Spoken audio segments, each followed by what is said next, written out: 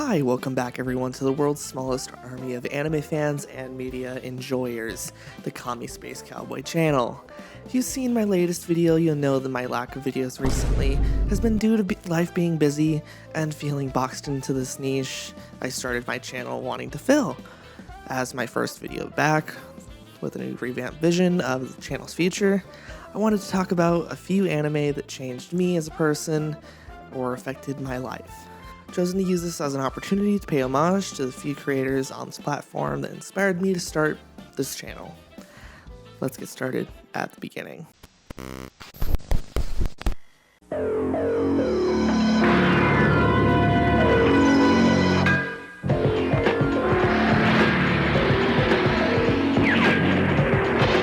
approaching from behind. Something can save them. There are too many coming through!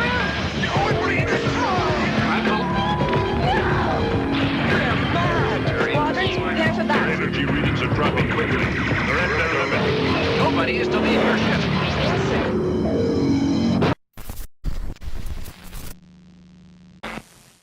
Close your eyes and imagine you're a budding child barely capable of coherent speech. And instead of watching normal child cartoons, you're bearing witness to a multi-generational story of love, war for the survival of the human race, and learning to coexist with life on other planets. Now open your eyes. That was incredible, right? What you just imagined was my experience as a young child watching the 1985 anime series Robotech. What's Robotech, you may be asking? Well, Robotech is the American adaptation of 3 different anime series from 1982 to 1984. They are Super Dimension Fortress Macross, Super Dimension Cavalry Southern Cross, and Genesis Climber Mospeada. The reason for this strange amalgamation of completely different shows is because Harmony Gold USA wanted to adapt SDF Macross for American audiences and capitalize off the popularity of Transformers, but the series didn't have a high enough episode count to be serialized for reruns. So they asked Macross Studio, Tatsunoko Production, if they had any other shows that could easily be tacked on. To make up for this, the show is broken up into 3 distinct generations to account for changing content, animation, and quality.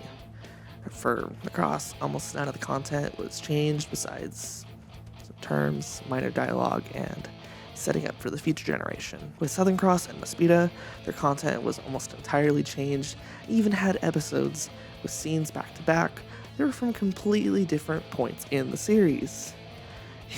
Enough with the background info. Robotech Gen 1 follows a pilot named Rick Hunter, who was swept up into a war against the alien race known as Zentradi, who invade Earth to capture a mysterious ship that was crashed on the planet years prior. In Gen 2, we follow Dana Sterling, who's the daughter of a human and a Zentradi, and the Earth's fight against the Robotech Masters, who have come for the great energy source known as protoculture. Were there any survivors today besides the 4 of us? Don't worry. Silas and the others survived. We'll rendezvous with them in Canyon Falls. You're awake? Amazing. You were practically dead when we found you. I'm still not sure what happened to you. Some of the other soldiers swear they saw you falling from the sky. Finally, in Gen 3, we follow pilot Scott Bernard, who crash lands on Earth after a battle with the evil Invid aliens, who are trying to conquer the Earth for the flower of life. That is the source of protoculture. Now let's get into why I love the series so much. As I previously mentioned, I first saw Robotech as a young child. That was because my parents, being huge fans of the series. My mom had collected the entire FHE run of 42 VHS tapes. That was how I watched it for many years until our VHS player broke. I can definitely say that this was the show that got me interested in anime, Japanese media as a whole. If it wasn't for Robotech and my godmother showing us Ghibli films, I probably wouldn't be here making this video right now. Hell, I might not even exist.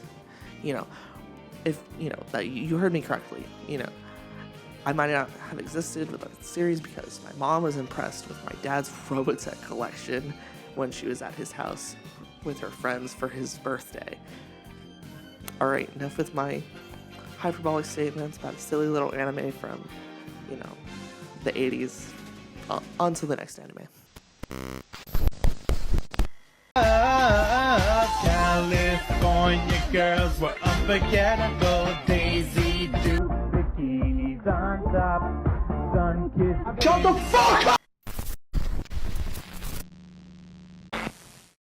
everyone, it's your favorite shitty internet friend, guy, person. Wait, am I ripping off Mr. Internet Pit Stop? Maybe. Yeah. Kinda. Well, next up is critically acclaimed and new hot thing, Chainsaw Man. As you can see here, I've already, talked about a decent amount about why I believe Chainsaw Man is the manga of our generation, but I never got into my own personal feelings about the series. If you want an explanation as to why the series is worthwhile and great, just pause this video and come back when you're done with that one. I started Chainsaw Man in August of last year and finished part 1 at the beginning of this year. This honestly was the first manga that I've, finished in some capacity.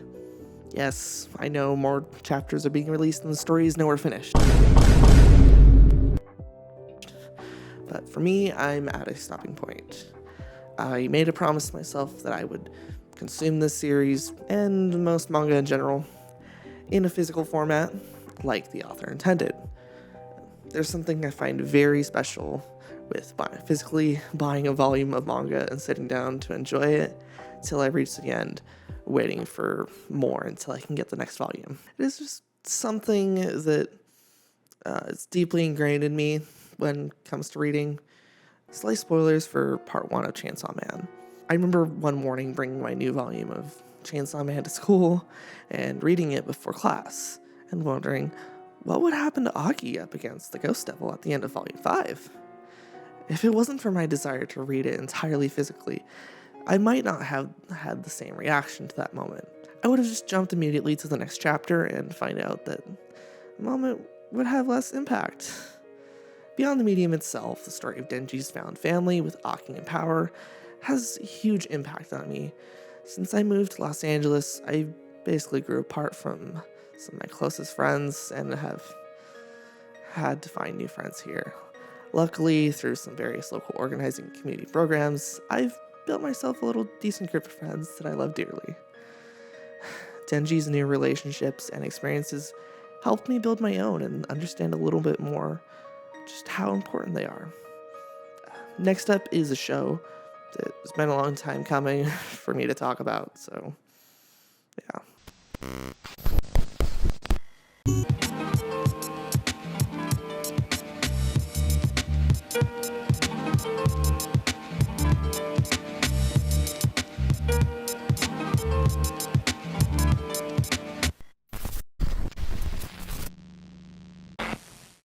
So, let's talk about a small little anime studio called Gainax. Gainax is a fun studio known for having a bunny girl fighting Darth Vader's Xenomorph and Gundam, as well as a wholesome anime about a boy and his relationship with his deadbeat dad, his mom, a German girl, his legal guardian, and his mom. Now, let's talk about Fooly Cooly. The story follows a middle schooler, Naota, and the strange situations he finds himself in after being run over by a mystery woman, Haruko, on her Vespa. Fooly Cooly is very much a story about puberty, growing up, and the struggles of finding your purpose in life. It absolutely oozes with style and charm from the very beginning. Even if you ignore the plot and the story, you can enjoy it purely based on vibes alone. One character that stands out particularly to me is Mamimi. She is Naota's older friend and former/neglected brother's girlfriend. She's a rather disillusioned and vapid character that fulfills her intimate needs that are neglected through the affection she shows Naota. He understands that this affection given to him from Mamimi is only to make up for his brother being gone. Mamimi is a rather destructive person, not only to herself but to others when alone. She's a truant high schooler who constantly smokes cigarettes and has pyromaniacal tendencies. She's rather distant from reality and even mistakes the robot Conti for the god Contido from a video game she plays. This happens in episode 2, Firestarter. It concludes with her burning the remains of her elementary school that was inferred to have been previously burnt by her as a child. The last line of the episode really sticks with me. At the time, I didn't notice the sirens that were coming toward us. I don't know where the lies end and the truth begins. I asked myself what I could do for Mamimi.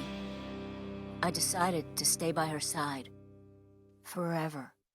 This comes from Naota, and I interpret it as him coming to terms with Mamimi's personal issues, being things he can't understand, but can't ignore them either. He may understand her, but all he can do is stay by her side as a way to help, the only way he can.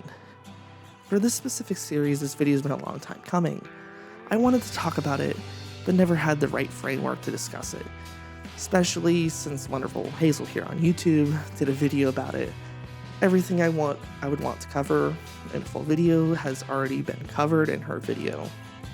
It made me go back and reevaluate my love for Fooly Cooly and find completely new things to enjoy about it. So Hazel, if you ever see this video, and please know that everything you make, from videos about manga, anime, video games, to your music, inspires me so much.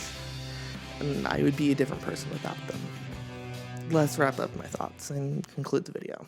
In conclusion, these are just a few of the important anime that have affected me deeply over the years. There's a few more where I have many more thoughts to share that might end up as full videos down the line.